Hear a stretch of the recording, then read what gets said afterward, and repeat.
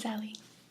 I thought that I would do something for you guys today that was very highly requested after my last Thrifty Tingles video. After I showed you guys this book, I read a little bit of the story from this book and I didn't finish it, and so many of you guys requested more reading out of this book. So because of that, I'm going to do a whole video. I will finish the story that I started last time. It was Beauty and the Beast. But first I'll read a new story, and then we'll finish with Beauty and the Beast. Before we get started though, I do want to congratulate the 3 winners of the Tingle Hunt contest. I was really surprised at how that turned out, to tell you the truth. I really expected that contest to go on for days, at least a week, or at least a few days. And I had all the clues kind of planned out and everything, but it didn't even last 24 hours.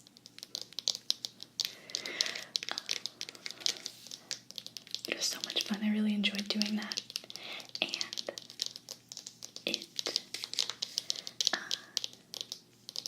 And enough people seemed to be excited about participating that I definitely want to do it again in the future, soon. And I learned some things from this one.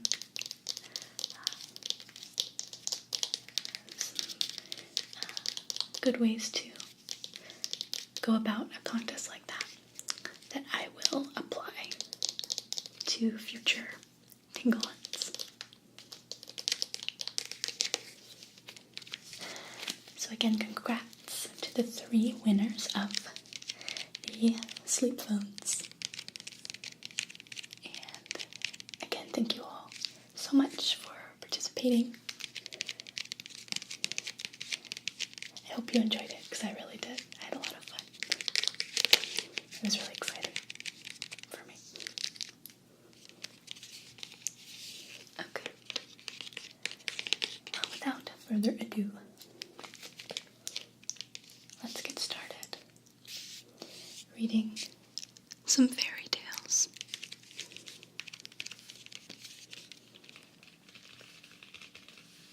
Okay. Let's open up the classic fairy tale treasury once again.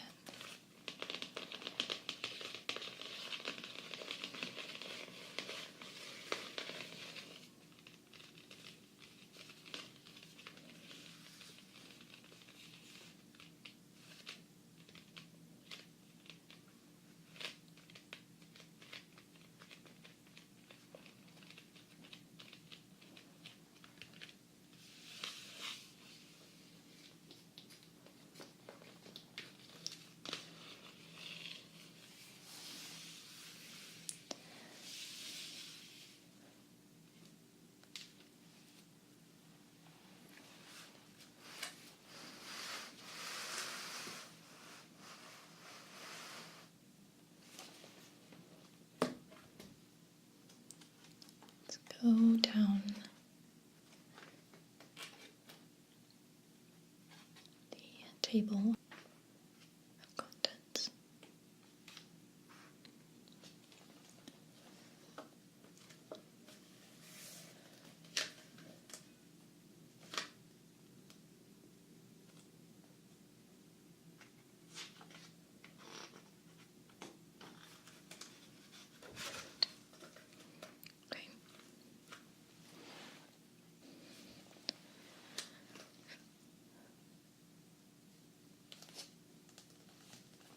we've got Beauty and the Beast, Rumpelstiltskin, the Little Match Girl,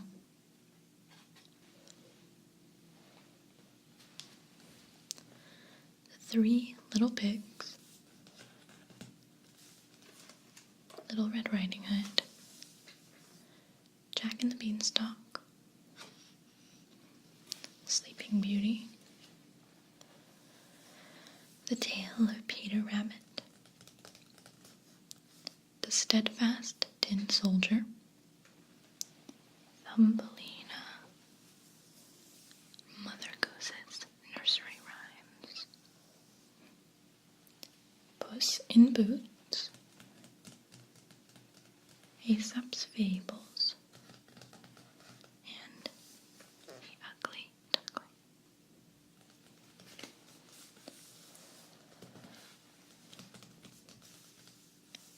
I've been reading Rumpelstiltskin to my son quite a lot since I bought this book.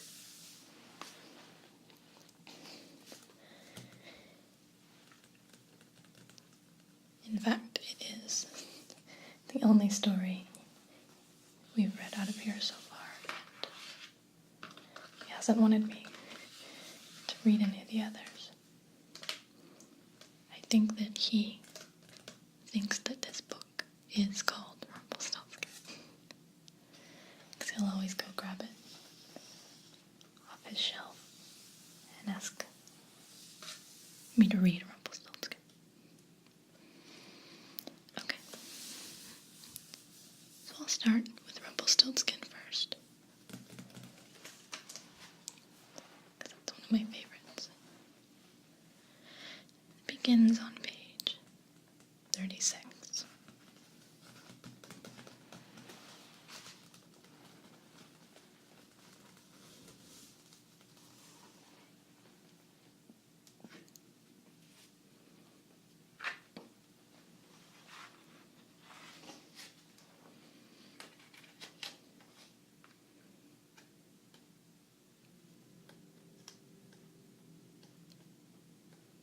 Okay, here we go. Rumpelstiltskin by the Brothers Grimm, retold by Jennifer Greenway, illustrated by Gary Cooley.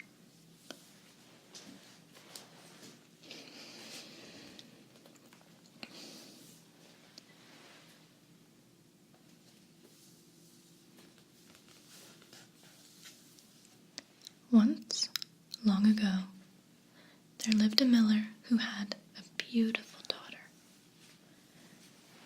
One day, the king of the land happened to be passing by the mill. To make himself seem more important to the king, the miller boasted that his daughter knew how to spin straw into gold. The king, who liked gold very much, was most impressed.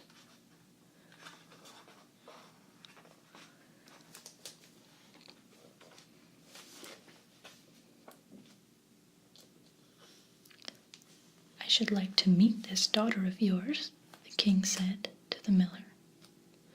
"Bring her to my palace tomorrow morning, and we shall see if what you say is true."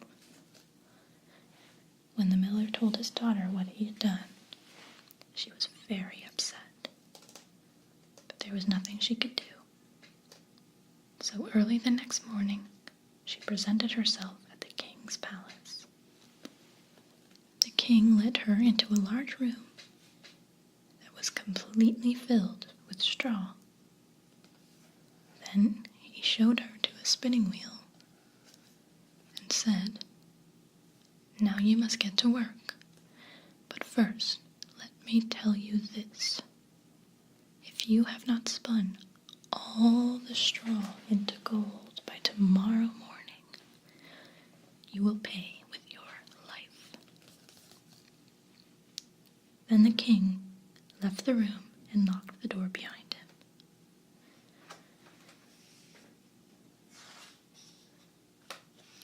As soon as the king was gone, The miller's beautiful daughter began to cry, despairing that she had no idea how to spin straw into gold. Just as she was sure there was no hope for her, the door of the room creaked open. A strange little man came walking in. He looked at her and said, "Tell me, miller's daughter, why are you crying?" "The king has ordered me to spin this straw into gold," she sobbed. "Unless I do, he will have me put to death, and I have no idea how to do it."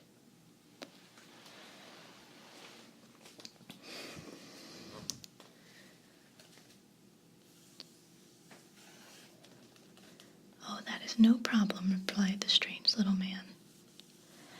"What will you give me if I do it for you?" The miller's daughter stared at him in astonishment. I will give you my necklace," she replied.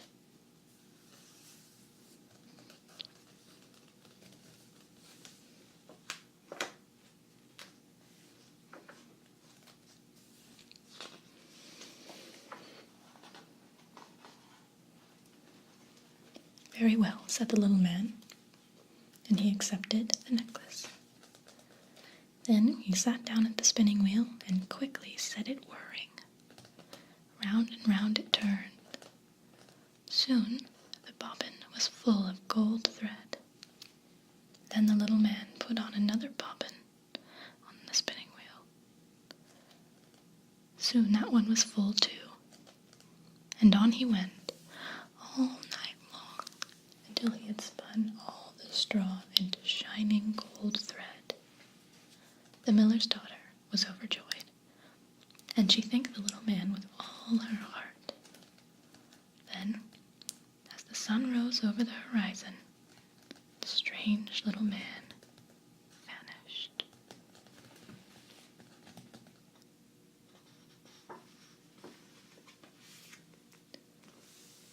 Soon, the king came to see if the miller's daughter had spun the straw into gold. When he saw all the gold thread, he was amazed and delighted. Yet the sight of so much gold only made the king greedier. So he led the miller's daughter to another room. This room was larger than the first, and also filled with straw. "You must spin all this straw into gold by morning," the king told the miller's daughter, "or you will lose your life."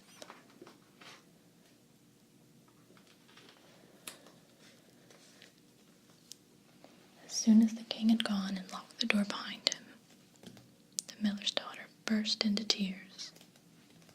Then the door slowly opened, and in walked the same strange little man. "Good day, miller's daughter," he said. "What will you give me if I spin the straw into gold for you this time?" I will give you my ring," she replied. So the strange little man accepted the ring from the young woman's finger. Then he sat down at the spinning wheel and began spinning the straw into gold. And as soon as he was finished, he disappeared. Soon after dawn, the king came to see if the miller's daughter had completed her task. His eyes grew wide at the brilliance of the gold, but it only made him want to have more.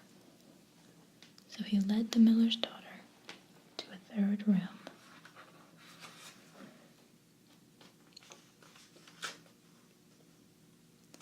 This room was even larger, and it was piled to the ceiling with straw. "You must spin all this straw into gold before the sun rises tomorrow," the king told the miller's daughter. "If you fail, you will lose your life. But if you succeed, I will marry you and make you my wife." The king was thinking to himself that, though she was only a miller's daughter, he would never find a richer wife anywhere. After the king had left the miller's daughter and locked the door behind him, the strange little man once again appeared. "What will you give me this time for spinning all this straw into gold?" he asked the miller's daughter. The girl began to sob. "I have nothing left to give you," she answered. "It's all right," said the little man.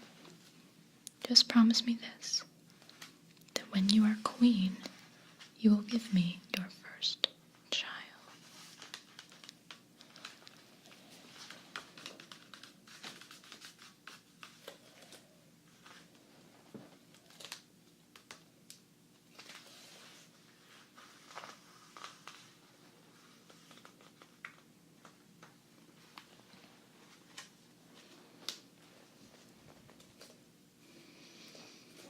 The miller's daughter hesitated. Then she gave the strange little man her promise. "Who knows if I shall ever be queen?" she thought. "Besides, if I do not agree, then I will surely lose my life tomorrow." So the little man sat down at the spinning wheel and set it turning. On and on it whirred until all the straw in the room had been spun into shining gold. The next morning, the king came in and saw the immense gold treasure shimmering like the light of 1,000 suns. He married the miller's beautiful daughter that very day. She was now a queen with fine robes and a crown on her head.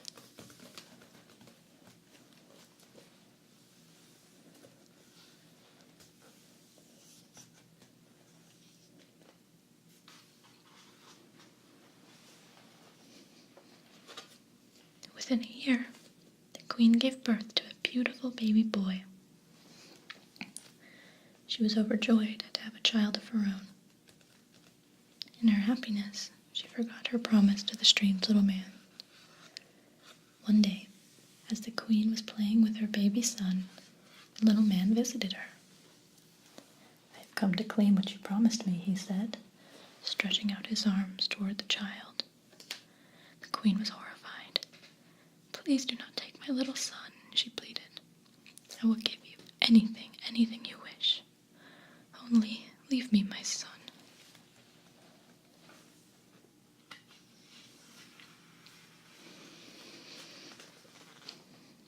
Then she offered the strange little man all the wealth and riches in the kingdom, if he would only spare her child.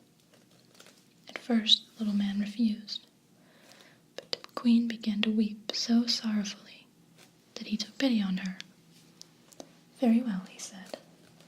"I will give you 3 days to guess my name.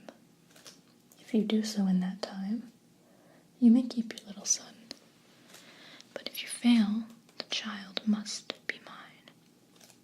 And with that, the strange little man vanished.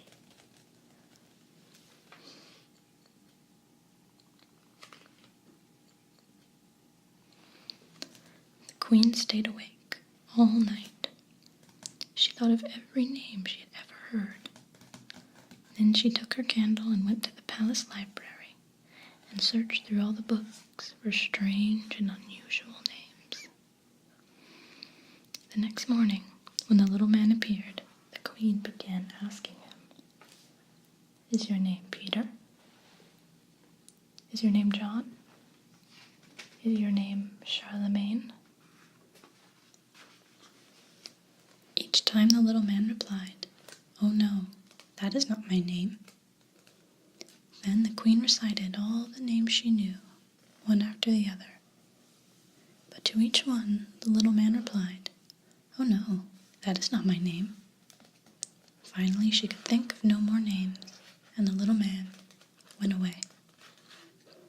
The queen summoned to her all the learned men of the kingdom and asked them to tell her all the strange and unusual names they had ever heard.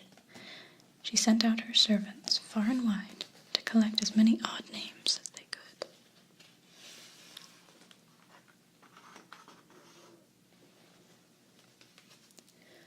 When the little man came the next day, she asked him, "Is your name Big Boots? Is your name Turtle Beak? Can your name be Mutton Chop or Crooked Knees?" But to each name, the little man replied as before, "Oh no, that is not my name."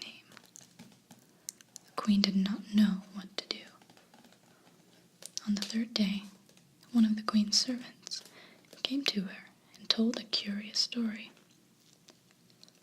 I searched far and wide, but I could not find a single new name, the man began. Then, on my way back through the mountains, I came upon a tiny cottage. A fire was blazing in front of it, and a little man was dancing around the fire on one foot. As he danced, he sang this song. I'll rest tomorrow and bake today. Then I'll take the queen's son away, for no one will ever guess who I am. And that Rumpelstiltskin is my name.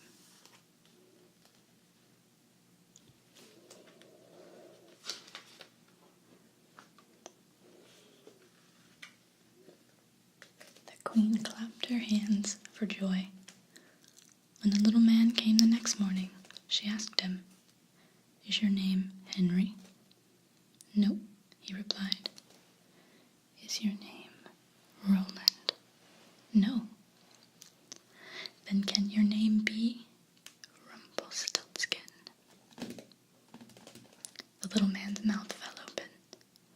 "Who told you that? Who told you that?" he shrieked. And he became so cross, he tugged at his little beard and stamped his foot. He stamped so hard that the ground cracked open beneath him and swallowed him up. And that was the last anyone ever saw of Rumpelstiltskin.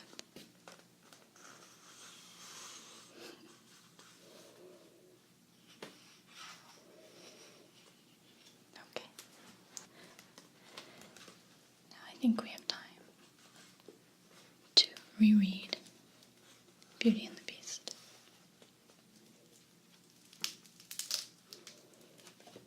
I'll start it again from the beginning, and we'll finish it this time.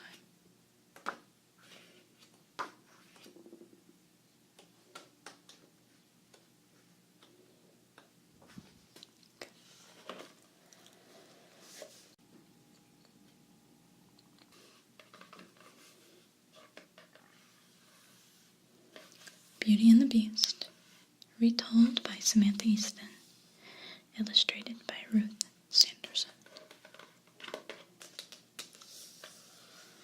There once was a rich merchant who, through no fault of his own, lost his entire fortune. All he had left was a small house in the country where he and his family would now have to live. The merchant had 3 daughters. The youngest was so lovely that everyone called her Beauty.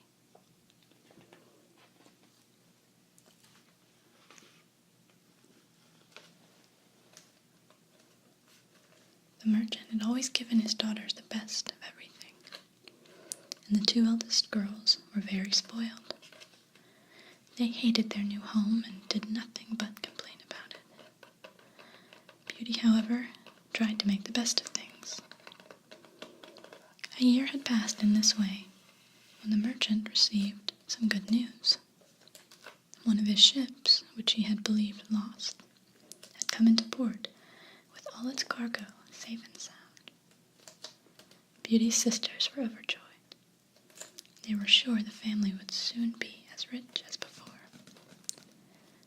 As their father prepared to leave for town, they begged him to bring them back fine silk dresses and jeweled necklaces. But Beauty asked for nothing. The merchant noticed her silence. "How about you, Beauty? What would you like?" "I only wish you to come home safely, father," the girl replied.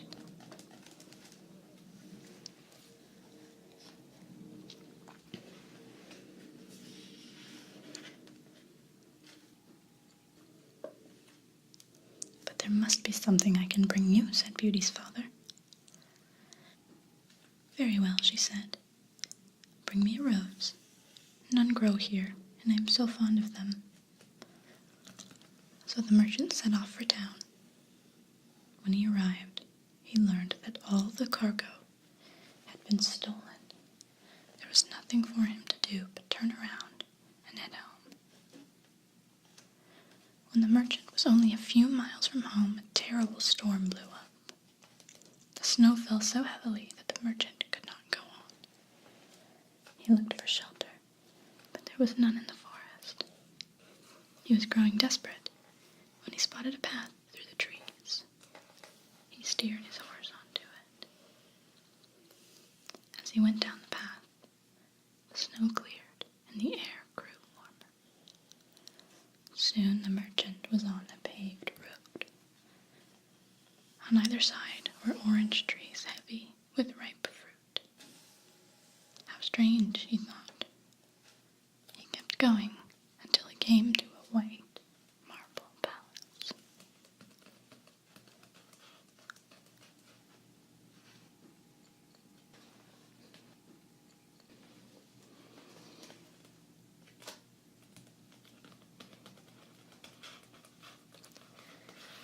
The gates were open, and the palace was entirely lit.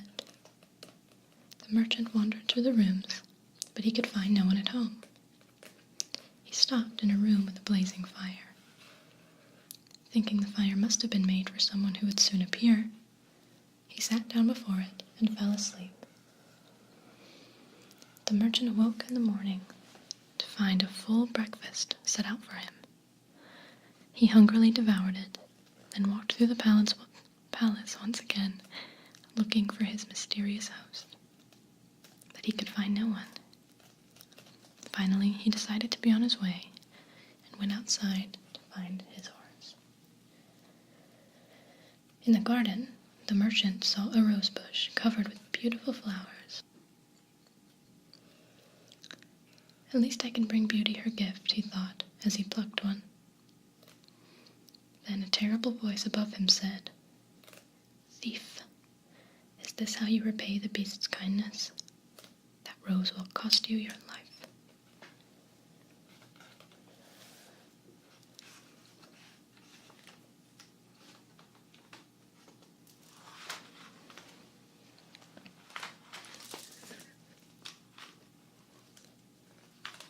The merchant turned to see a fearsome beast looming over him. "Please forgive me, sir," he cried, falling to his knees. "I only wish to bring a rose to my daughter, Beauty." Then he told the beast his story. When the merchant had finished, the beast said, "Very well, I will spare your life, but one of your daughters must agree to take your place." The merchant was horrified, but he accepted the condition, and the beast let him go, still carrying the rose for Beauty. When the merchant reached home, his daughters eagerly ran to meet him. He gave them the sad news that he was as poor as ever. Then he handed Beauty her rose. "Here's what you asked for," he sighed, "but you cannot imagine what it cost." His daughters asked him to explain. Upon hearing his story, the two older daughters turned on Beauty. "It's all your fault," they said. "You had to ask for a rose, and now look what you have done." "I know," Beauty replied, "and so it is only fair that I go to the beast in my father's place." Her father said he would not allow her to do this, but Beauty stood firm.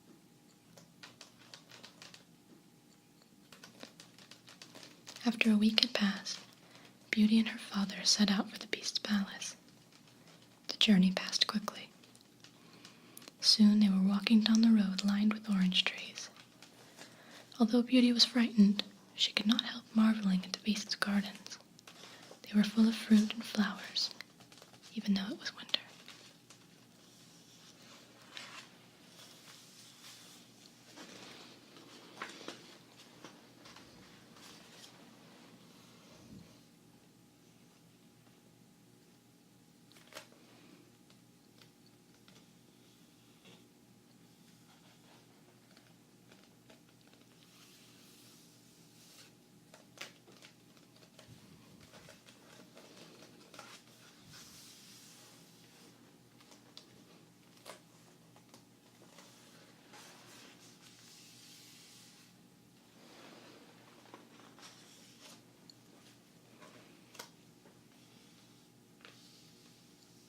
before, the palace was beautifully lit, but there was no one to be seen. Inside, a fire blazed in the same room, and a big meal had been set out. But Beauty and her father were both too upset to eat. After a while, the door opened, and in walked the Beast. The Beast was horrible to look at, but Beauty greeted him politely. He asked her if she had come willingly, and she replied in a steady voice, "Yes, Beast." The Beast then told the merchant to go home, and he gave him 2 chests of gold to take with him. Beauty and her father thought they would never see each other again. They embraced, and the merchant reluctantly rode away.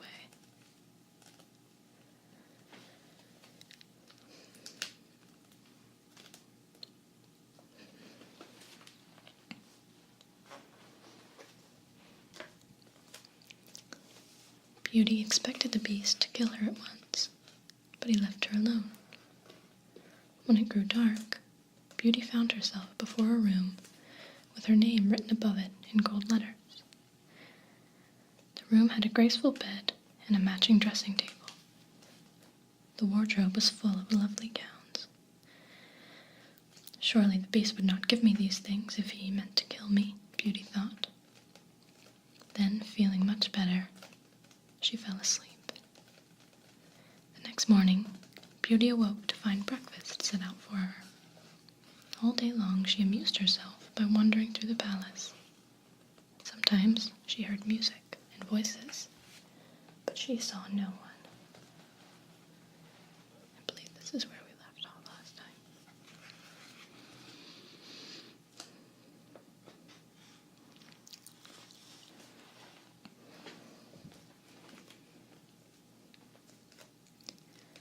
When evening came, Beauty found a delicious supper waiting for her in her room. She was just sitting down to eat when the Beast knocked at her door. "Beauty," he said softly, "may I please watch you eat?" Beauty trembled with fear, but she replied bravely, "Yes, Beast." So the Beast sat beside her, and they spoke of many things. To Beauty's surprise, the Beast was a pleasant companion, but at the end of the meal, the Beast asked, "Do you love me, Beauty? Will you marry me?" "How can I answer?" Beauty said. "Tell the truth," replied the Beast. "Then no, dear Beast," Beauty replied gently. "I cannot marry you." "Very well," the Beast said sadly. Every night the Beast asked Beauty the same question, and even though she refused him, he treated her very kindly. Soon, Beauty began to enjoy living in the palace. Whenever she wished for anything, some embroidery thread or a kitten to keep her company, her wish was granted at once. She also grew very fond of the Beast, who was kind and generous to her. Despite his dreadful appearance, Beauty looked forward to the evenings when he would sit with her. Yet Beauty missed her family, especially her dear father, and she slowly grew pale and ill from longing. At last, the Beast asked her what was wrong. "I only wish I could see my family again, dear Beast," Beauty replied. The Beast sighed. "If you go," he said mournfully, "it will be the death of me." "But I will only go for a month," Beauty promised. "Then I will come back and stay with you always." "Then go," said the Beast, "but be sure to keep your promise, or you will find me dead."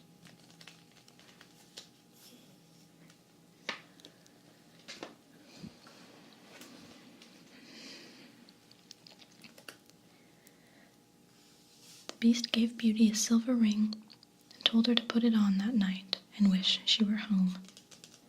"Tomorrow morning you will be there," the Beast said, "and when you wish to come back to me, put the ring on your finger when you go to bed. Then turn it once and say, 'I wish to be with my dear Beast again.' By morning you will be here." That night, Beauty filled a trunk with gifts for her father and sisters. Then she put on the ring and wished herself home. The next morning, she was there.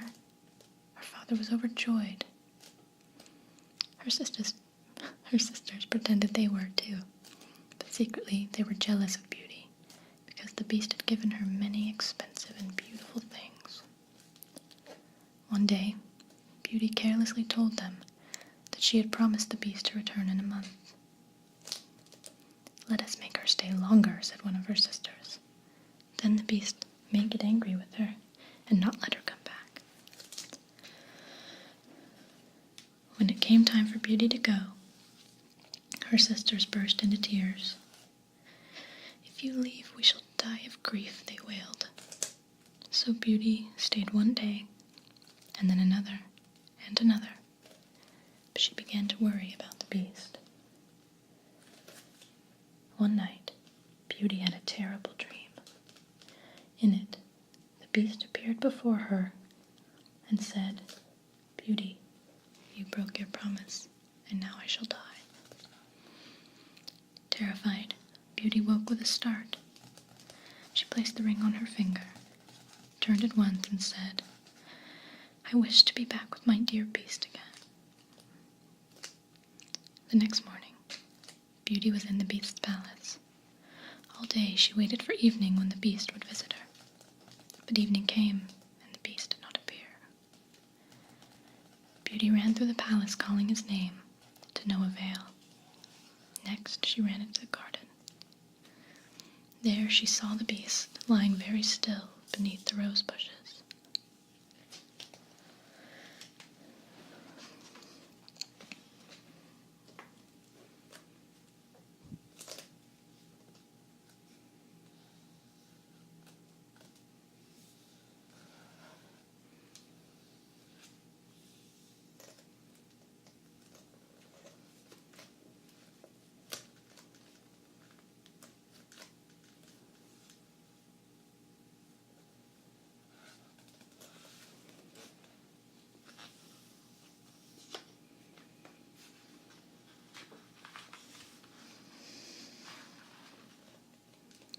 Beauty ran to him. "He is dead," she sobbed, "and it is all because of me." Just then the Beast's eyes opened. "Oh, Beast," Beauty cried, "I'm so glad you're still alive. I never knew how much I loved you until this moment." "Can you really love an ugly beast like myself?" the Beast asked. "Yes," Beauty replied. "Will you marry me, Beauty?" "Yes, I will, dear Beast." Then there was a bright flash of light, and the Beast vanished. In his place stood a handsome prince. He told Beauty he had been placed under a spell by a wicked fairy. He was doomed to remain in the form of a hideous beast until some maiden should fall in love with him. Beauty's love had broken the spell, and now the prince wished to marry her.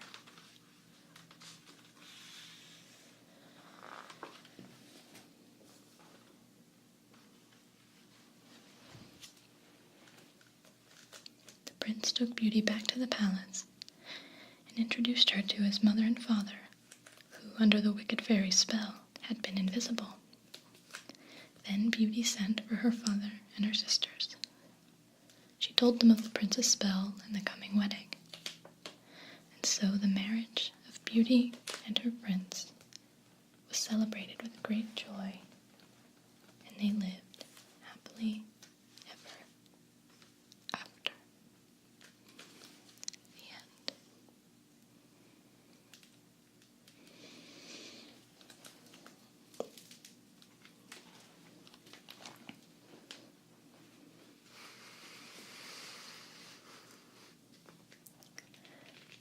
Well, that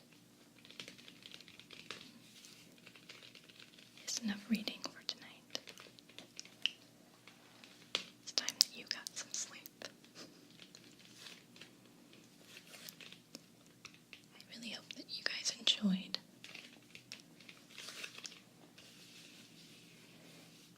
these fairy tales.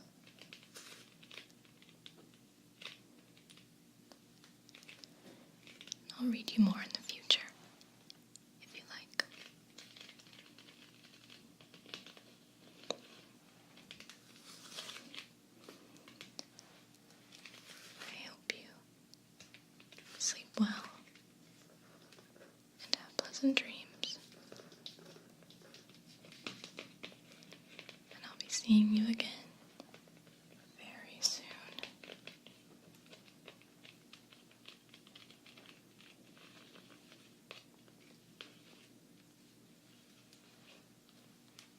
Good night.